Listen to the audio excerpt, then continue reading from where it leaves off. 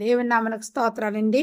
ఈ వాక్యం వినుచున్న మీ అందరినీ దేవుడు అత్యధికంగా దీవించి ఆశీర్వదించునుగాక. అనేక మందికి ఆశీర్వాదకరంగా మిమ్మలను మీ కుటుంబాలను దేవాదేవుడు నిలబెట్టుకొనుగాక. ఆమేన్. దేవుని వాక్యం చదువుకుందామండి. ఆదికాండము 8వ అధ్యాయము. దేవుడు నోవాహును అతనితో కూడా ఓడలోనున్న సమస్త జంతువులను సమస్త పశువులను జ్ఞాపకం చేసుకొనెను. దేవుడు భూమి మీద వాయువు విసరినట్లు చేయుట వలన నీళ్లు తగ్గిపోయెను. అగాధ జలముల ఊటలను ఆకాశపు తూములను మూయబడెను.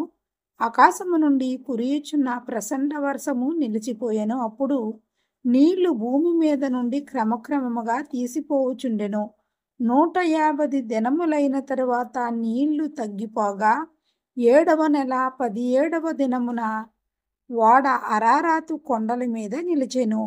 నీళ్లు 10వ నెల వరకు క్రమముగా తగ్గుచూ వచ్చెను.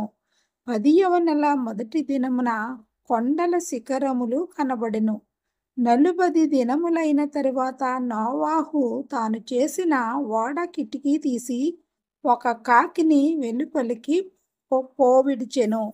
అది బయటికి వెళ్ళి భూమి మీద నుండి నీళ్లు ఇంకిపోవు వరకు ఇటు అటు తిరుగుచుండెను. మరియు నీళ్లు నేల మీద నుండి తగ్గినవో లేదో చూచుటకు అతడు తన యొద్ద నుండి నల్ల పావురం ఒకటి వెలుపలికి పోవిడిచెను.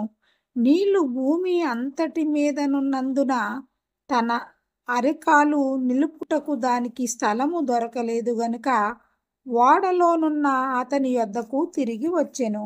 అప్పుడు అతడు చెయ్యి చాపి దాన్ని పట్టుకొని ఓడలోనికి తీసుకొనెను. అతడు మరి 7 దినములు తాలి మరలా ఆ నల్ల పావురమును ఓడలో నుండి వెలుపలికి విడిచెను. సాయంకాలమున అది అతని యొద్దకు వచ్చినప్పుడు త్రుంచబడిన ఒలీవ చెట్టు ఆకు దాని నోట నుండెను గనుక నీళ్లు భూమి మీద నుండి తగ్గిపోయెను. నోవాహునకు తెలిపెను. అతడింకా మరి 7 దినములు తాలి ఆ పావురమును వెలుపలికి విడిచెను. ఆ తరువాత అది అతని యొద్దకు తిరిగి రాలేదు.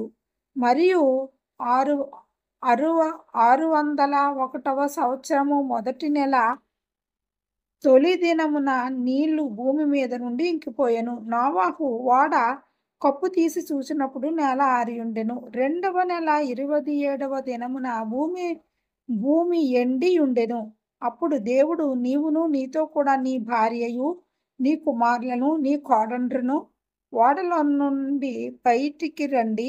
పక్షులు పశువులు భూమి మీద ప్రాకు ప్రతి జాతి పురుగులు మొదలైన సమస్త శరీరులలో నీతో కూడా నున్న ప్రతి జంతువును వెంటబెట్టుకొని వెలుపలికి రావలెను అని భూమి మీద బహుగా విస్తరించి భూమి మీద ఫలించి అభివృద్ధి పొందవలెనని నోవాహుతో చెప్పెను. కాబట్టి నోవాహును అతనితో కూడా అతని కుమారులను అతని భార్యలు అతని కోడండ్రును బయటికి వచ్చిరి. ప్రతి జంతువును ప్రాకు ప్రతి పురుగును ప్రతి పిట్టయు భూమి మీద సంచరించునవన్నీయు వాటి వాటి జాతుల చొప్పున ఆ ఓడలో నుండి బయటికి వచ్చెను. అప్పుడు నోవాహు యెహోవాకు బలిపీఠం కట్టి పవిత్ర పశువులన్నిట్లోనూ కొన్ని తీసుకొని ఆ బలిపీఠం మీద దహన బలి అర్పించెను. అప్పుడు యెహోవా ఇంపైన సువాసన ఆగ్రహించి ఇక మీదట నరులను బట్టి భూమిని మరలా శపించెను. ఎందుకనగా నరుల హృదయాలోచన వారి బాల్యము నుండి చెడ్డది. నేనిప్పుడు చేసిన ప్రకారముగా ఇకను సమస్త జీవులను సంహరింపను.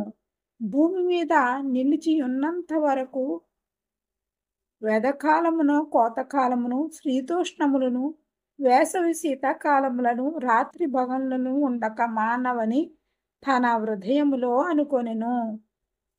దేవుడి వాక్యమును దీవించునుగాక. ఆమేన్.